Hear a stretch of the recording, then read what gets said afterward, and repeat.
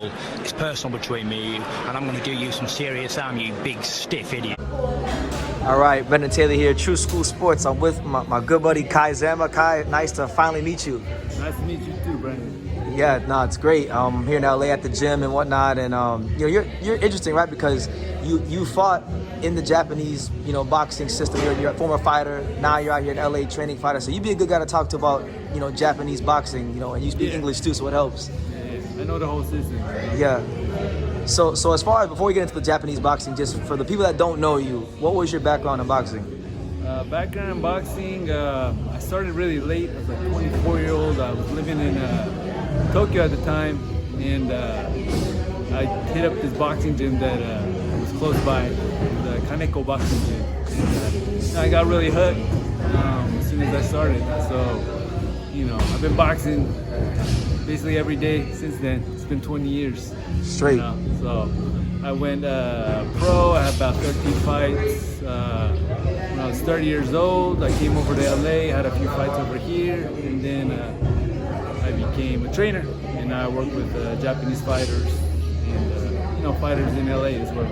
Okay, yeah. So you're a seasoned veteran in boxing. You got Kind of. Yeah, a little bit. Still learning. Still learning. Yeah, for sure. Still learning. But as far as like the Japanese boxing system, right? What are some things that American boxing fans may not know about Japanese boxing, like stuff that's not really common knowledge that you know about Japanese boxing? Well, the Japanese, the pro scene's a little bit different than over here, where you sign a contract with the gym, and they promote you, they manage you, and they take care of everything. So you don't sign with an individual promoter, or even the coaches, they find coaches for you and stuff. And then also, basically, all the fighters that want to fight in the United States and stuff, Mr.Honda and Taken Promotions, they kind of run the Japanese boxing outside of Japan. So they will promote you outside of Japan most of the time. And it doesn't matter like what gym or other promotional company you're assigned to. If you want to fight abroad, you have to get the green light from Mr. Honda, correct? Yes. Yeah. Yeah. Okay. I mean, it's not like every case, but most of the time, you gotta talk to Mr. Honda. But they have they have everything streamlined, so they're cool with all the promoters, Top Rank, Golden Boy, or any of the other big promoters. They've worked out a deal with them, and they'll take care of you outside of Japan. Nah, he sounds like Al Heyman over there, man. Al Heyman, yeah. Japan. Over Japan, yeah. But the guy that's making all the noise for Japan right now, he's the face of not just Japanese boxing. He's one of the faces of boxing right now. Monster Inoue. Yeah. Being someone that you probably been like following him longer than most, right? Because he came from your country. Like, Yeah. What's your take on just like where he's at in boxing now and just how great he is as a fighter?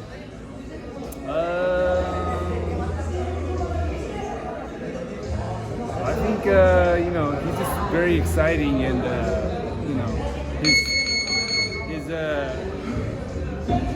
he's like inspired to be great, which is good to see. His fights are very entertaining to watch, very professional, and he wants to make the biggest fights possible to make a name for himself in the history books, and it's great to see. And he's in his prime right now. So. Nah, for sure. Yeah. What do you think makes him so effective in the ring, in a way? I think perfect fundamental punching, perfect fundamental boxing with the natural punching power and ability. He's got that fighting spirit that all Japanese, a lot of Japanese fighters have. You can see that when he went against Donaire, he got his face broken or something in the second round, and he finished the fight with and I think he beat him, right? He just kept going. He kept on going and won the decision. So that's an awesome thing to witness. No, it is.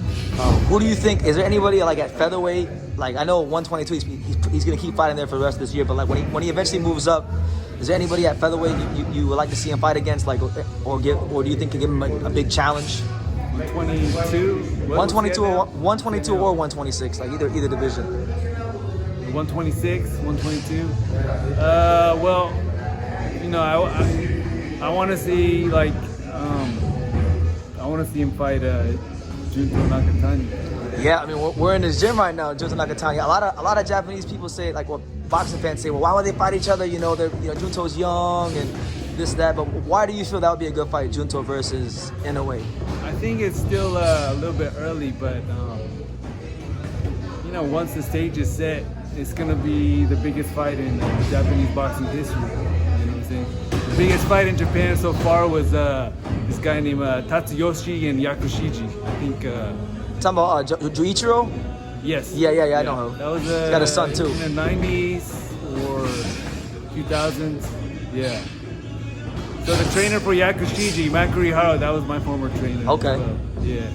So that was the biggest fight in Japan, but this will surpass that. I think. Yeah.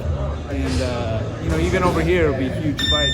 Yeah, I hope they, you know, bring up Junto a little bit more. You know, I've been participating in his training camp a little bit when he was over here at Knockouts. He's a real talent and someone to watch out for sure. Oh, for sure. What do you think makes him such a standout fighter, Junto? Junto? Yeah, Junto. Because you see him in the gym, so you have a good perspective on that. I think he's a little, you know, he's got perfect fundamentals, but he's very versatile with his boxing. He's creative as well. Yeah. He throws like different punches from different angles. He's long, so he can like shorten his punches. He can lengthen his punches.